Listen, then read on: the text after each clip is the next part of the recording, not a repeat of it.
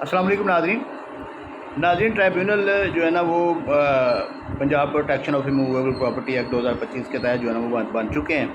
اور ان کی جو ہے نا وہ اپلیکیشنیں بھی لے رہے ہیں، اور جو پچھلی اپلیکیشن ہیں ان کو بھی ٹریٹ کر رہے ہیں، نوٹس پیروی بھی جاری ہو رہے ہیں، اور نئی اپلیکیشن جو دائر ہو رہی ہیں ان کے اوپر بھی نوٹسز جاری ہو رہے ہیں۔ کام شروع ہو گیا الحمدللہ۔ اب جو میرے کانٹریکٹس ہیں ان کے مطابق تو کام شروع ہو گیا، لیکن جو کچھ علاقے ایسے ہیں جہاں پہ بھی کام نہیں شروع ہو، وہ بھی ہو جائے گا انشاءاللہ۔ آپ اتنے یعنی کہ پریشان نہ ہو جائے گا۔ تو آج ہم دیکھتے ہیں کہ کیونکہ مجھے زیادہ میسیجز آ رہے ہیں جی ہمیں اپلیکیشن کیسے ڈرافٹ کرنی ہے، کیسے لکھنی ہے اور وہ کیسے دینی ہے۔ لوگ پیسے بھیج رہے ہیں، ساتھ ڈاکومنٹس بھیج رہے ہیں کہ ڈرافٹ کر کے بھیجیں، تو اس طرح پیسے بھی آپ یعنی کہ آپ ضائع کر رہے ہیں اور کوئی فائدہ بھی نہیں ہو رہا، کیونکہ میرے پاس اتنے زیادہ یعنی کہ میسیجز آ چکے ہیں کہ مجھے خود نہیں پتہ چل رہا ہے کہ میں نے کس کا کیا ڈرافٹ کرنا ہے، لیکن پھر بھی جو مجھے مل رہا ہے وہ میں کر کے بھیج رہا ہوں۔ تو جن کے رہ گئے ہیں ان کے شاید اگر اس ویڈیو میں آپ کو سمجھ آ جائے تو آپ بنا لیجیے گا، مجھے میسیج کر دیجیے گا، میں آپ کے پیسے واپس کر دوں انشاءاللہ۔ تو یہ اس طریقے سے ڈرافٹ کرنی ہے کہ سب سے اوپر آپ نے ہیڈنگ دینی ہے کہ before the honourable learn tribunal tehsil and district جو بھی آپ کا ہوگا Sialkot established under Punjab protection of immovable property act 2025، یہ اوپر سب سے مین ہیڈنگ آنی ہے۔ اس کے بعد آپ کا جو ہے نا وہ آ جانا ہے کہ آپ کا نام آ جانا، آپ کا نام جو اونر ہے، جو پراپرٹی کا اونر ہے اس کا نام آ جانا ہے، اس کا نام، اس کا ایڈریس وغیرہ سارا آ جانا ہے۔ پھر ورسز جو آپ کو دعوے کے اندر لکھتے ہیں VS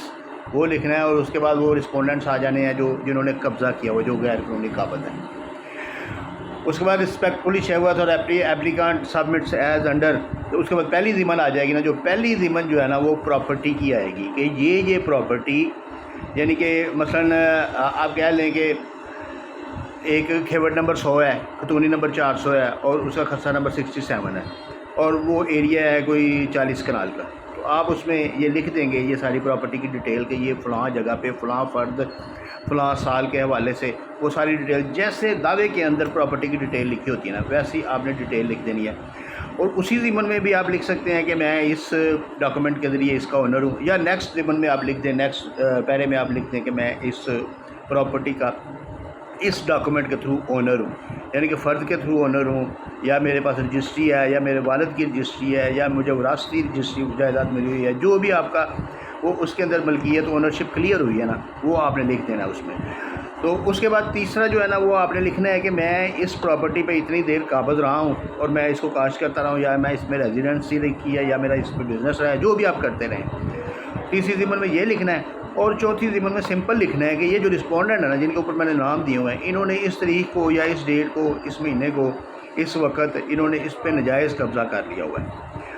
یعنی کہ یہ کیونکہ قبضے کا قانون ہے، اس پہ قبضہ ہی آنا ہے، اس پہ ناجائز قبضہ کر لیا ہوا ہے، اور اب مجھے جو ہے نا وہ اس سے کوئی بینیفٹ نہیں دے رہے، نہ کوئی مجھے اس کا کوئی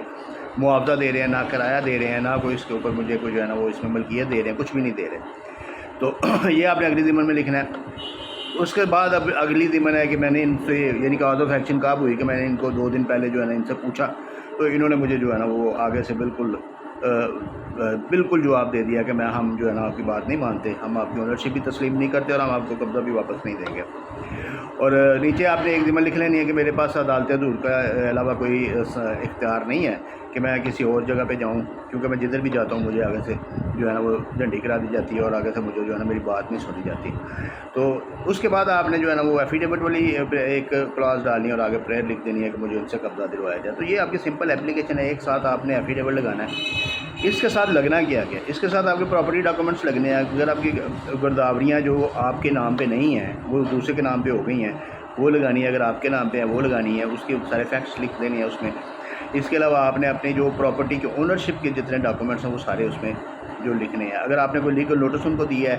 کہ وہ میری جگہ خالی کریں تو وہ لیگل نوٹس کی کاپی لگانی ہے، اس کی رسید لگانی ہے، جو بھی آپ نے کارروائی کی ہے وہ ساری آپ نے جو ہے نا اس کے اوپر لگا دینی ہے، اس کے ساتھ لگا کے تو اس کو فائل کر دینا۔ تو یہ آپ کا درخواست لکھنے کا طریقہ ہوگا۔ اب درخواست جو ہے نا وہ سیکشن 7 کے تحت جو ہے نا وہ ٹرائیبیونل میں جائے گی، اور سیکشن 7 کے تحت جب ٹرائیبیونل میں جائے گی تو سب سے پہلے تو 3 دن ہے ٹرائیبیونل کے پاس، 3 دن کے اندر یہ سیکشن 7 سب سیکشن 3 کہتا ہے کہ 3 دن ہے ٹرائیبیونل کے پاس، کہ 3 دن کے اندر وہ اس کو جو ہے نا وہ چیک کرے گا کہ یہ مینٹینیبل ہے کہ نہیں ہے۔ تو مینٹینیبلٹی جو ہے نا وہ چیک اس طریقے سے ہونی ہے کہ آیا یہ واقعی پوزیشن کا مسئلہ ہے یا کوئی اور مسئلہ ہے. ایون کہ اگر کوئی چھوٹا موٹا ملکیت کا بھی اونرشپ کا بھی مسئلہ ہوگا تو وہ ٹرائبیونل جو ہے نا اس کو چیک کرے گا اور اس کو انٹرٹین کرے گا. کیونکہ اس میں ایک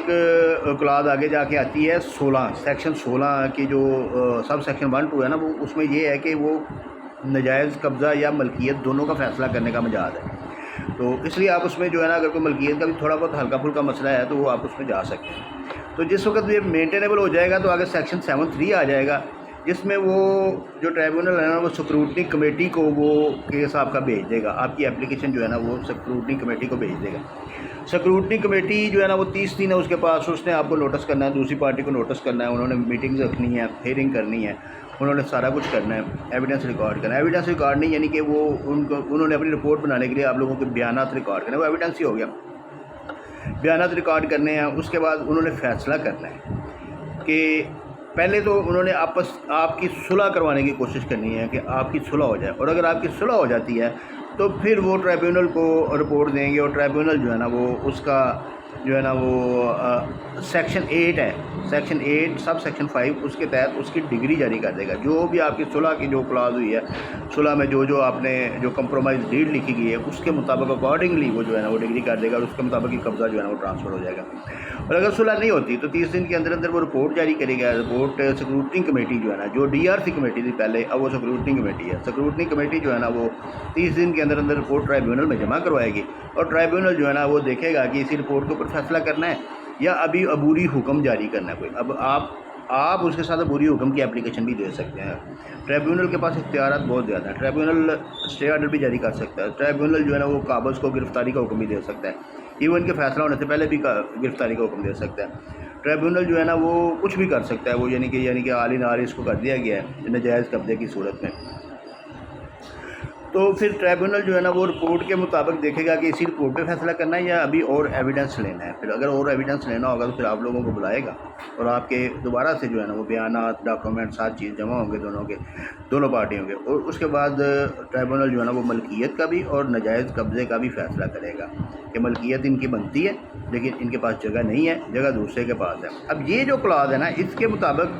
بہت سارے کیسز جو ہے نا ٹرائبیونل میں آ سکتے ہیں. اس کے مطابق تو آپ یعنی کہ وراثتی کیسز جن میں آپ کا قبضہ نہیں ہے لیکن ملکیت آپ کی ہے وہ بھی آ سکتا ہے. اس کے مطابق جو ہے نا اگر آپ نے کسی سے کوئی جگہ خریدی ہے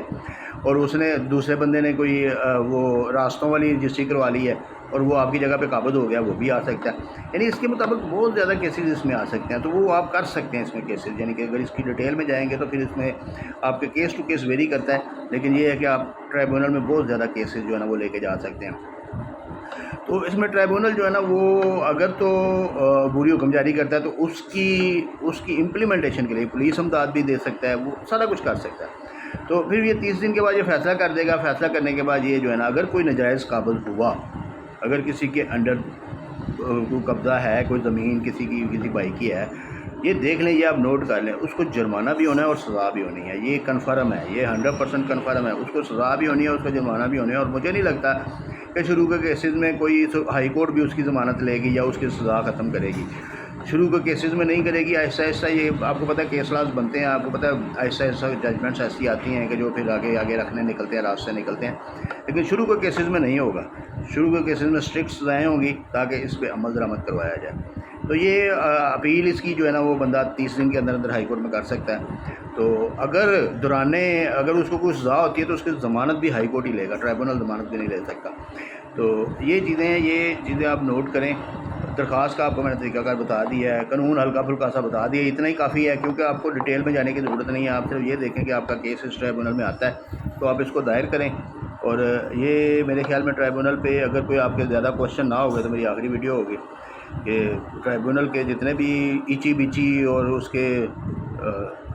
جو بکھرے سے جو ٹکڑے ہوتے ہیں وہ سارے میں نے آپ کو سمجھا دیے ہیں ایک ایک سیکشن کے. تو اللہ تعالیٰ آپ کو سمجھنے کی توفیق دے اور مجھے اور زیادہ سمجھانے کی توفیق دے. انشاءاللہ اللہ تعالیٰ آپ کو کامیاب کرے آپ کے مقاصد میں،